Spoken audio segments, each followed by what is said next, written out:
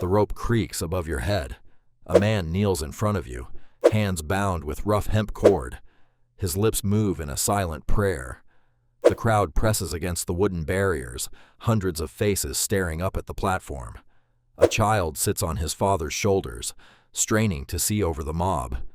Church bells toll somewhere behind the square. You grip the handle of your sword. Your palms are sweating inside your leather gloves. The judge raises his hand. Silence falls over the entire town. You raise the blade, and in 1 second, you become the most hated, most needed man in the entire city. How you got here? The wine cellar down the street pours cups for the crowd before you've even wiped your blade. Somewhere a dog barks at the smell of blood, soaking into the wooden planks. An old woman crosses herself and turns away. You were not born wanting this. No one is. Your father held this job before you. He lived on the edge of town, past the tanneries, past the slaughterhouses, in a small stone house nobody wanted to live near. People called your family unehrlich, dishonorable, untouchable. You remember being a boy, watching other children run from you in the street. You remember the butcher refusing to sell your mother meat. You remember the priest hesitating before letting your family sit near the altar. You remember the local tanner spitting on the ground whenever your family passed his stall, and the innkeeper who refused to let your mother draw water from his well. Even your family's dog was avoided by neighborhood children, as if the curse might spread through fur and paws. Then, one winter, your father fell ill. A fever swept through the house. Within days, he was gone. The town needed a new executioner immediately. Criminals were already waiting in the dungeon. The judge came to your door. He didn't ask if you wanted the job. He told you that you had it. At 14 years old, you inherited a title soaked in blood. An older executioner from a neighboring town was sent to train you. His name was Master Hans. He smelled of vinegar and iron. His hands were scarred from decades of gripping rope and steel. He handed you a wooden practice sword. "Cut through this," he said, pointing to a bundle of straw shaped like a human neck. You swung. You missed. He didn't yell. He simply reset the target and made you try again. For weeks you practiced on straw dummies, then on slaughtered pigs, then, finally, on the carcass of a cow strung upside down in a barn outside the city walls. Master Hans taught you where the neck bends easiest, where the spine resists, where one clean strike separates a soul from its body, and where a bad strike creates a nightmare in front of hundreds of witnesses. He taught you how to read a prisoner's body in the final moments, the way shoulders tense right before a flinch, the way some men go completely still, resigned, while others fight the restraints until the very last second. He taught you how to tie a hangman's knot, so the fall broke the neck cleanly, instead of leaving a man to strangle slowly, kicking against the open air while the crowd watched in uncomfortable silence. You practiced knots for hours in the barn, your fingers raw from the rough rope, until you could tie one blindfolded. Becoming the executioner. Your first real execution came on a gray morning in early spring. The prisoner was a thief who had stolen bread 3 times. The town square was already packed by dawn. Vendors sold spiced wine near the gallows, as if this were a festival. You stood beside the scaffold, dressed in a red hood the town provided you. Red, so the blood wouldn't show. Red, so everyone knew exactly who you were. The judge read the sentence aloud from a scroll. The prisoner wept. You stepped forward. Master Hans stood a few feet away, watching, ready to step in if your hand shook too badly. It didn't. The blade fell. The crowd gasped, then cheered. Coins were thrown at your feet, payment, and also fear disguised as generosity. From that day forward, you were the executioner of the town. You learned other methods quickly. Hanging for common thieves. The sword, reserved for nobility, considered a more honorable death.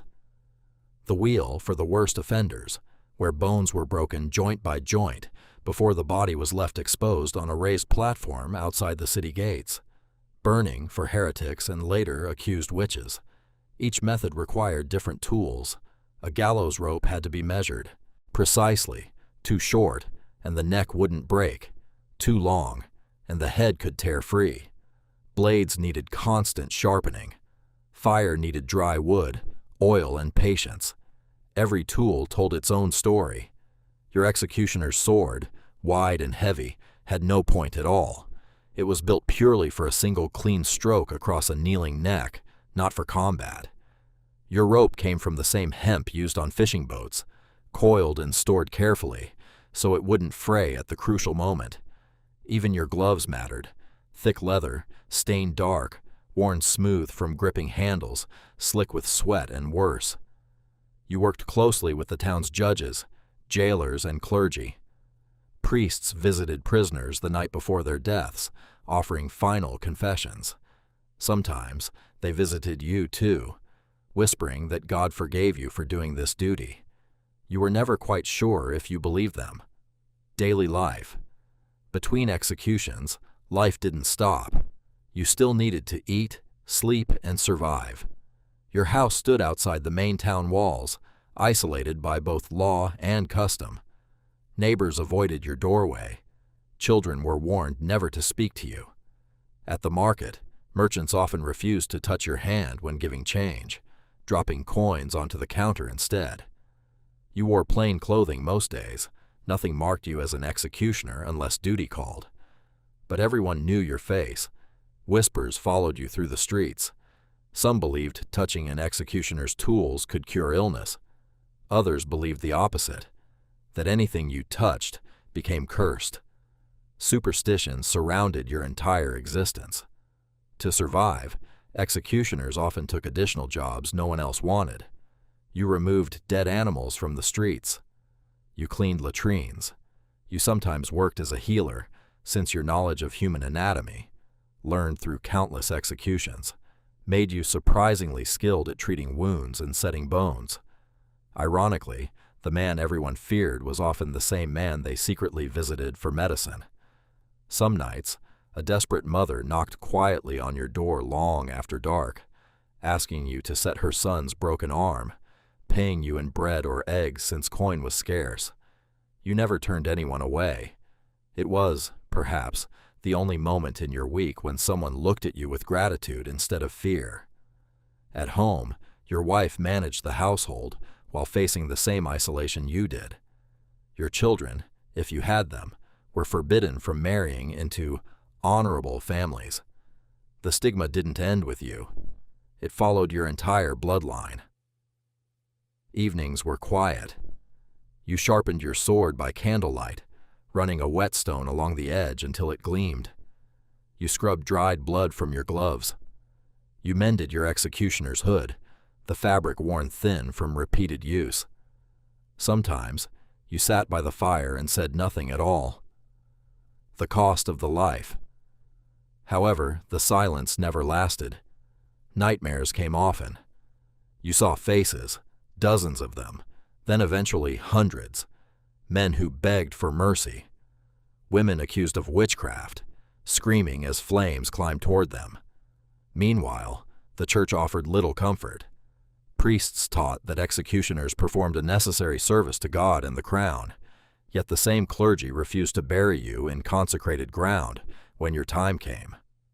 Unfortunately, mistakes happened. A dull blade meant a slower death. A miscalculated rope meant a prisoner strangling instead of dying instantly. When executions went wrong, the crowd turned violent, sometimes toward the prisoner, sometimes toward you. You learned to work quickly, precisely, and without hesitation, because hesitation meant suffering, and suffering meant public outrage. Even worse, disease stalked every corner of medieval life. The Black Death swept through your region during your lifetime, killing a third of the population in some towns.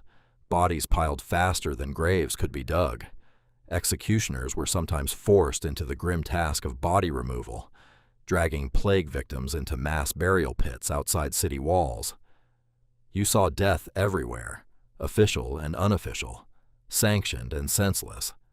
Eventually, the wars made things worse. The 100 Years' War dragged soldiers, deserters, and spies through your town's courts.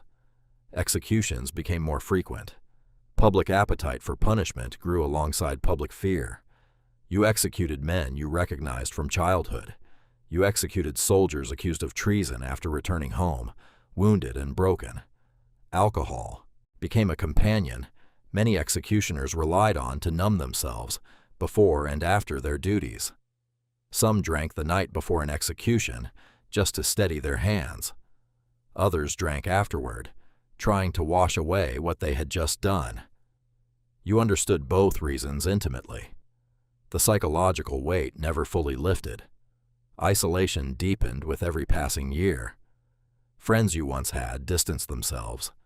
Old acquaintances crossed the street rather than greet you. Even your own reflection sometimes felt like a stranger's.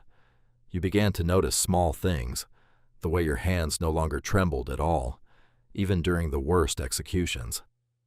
The way you could sleep soundly the same night you had ended 3 lives. Somewhere along the way, something inside you had gone quiet, and you were never entirely sure if that quiet was strength or something closer to loss. Real history unfolding around you. Your life intersected with forces far larger than your small town. Medieval justice relied heavily on public spectacle. Executions were designed to be seen, to instill fear, to remind everyone of royal and religious authority. Beheadings were reserved largely for nobility, a supposed mercy in a brutal system.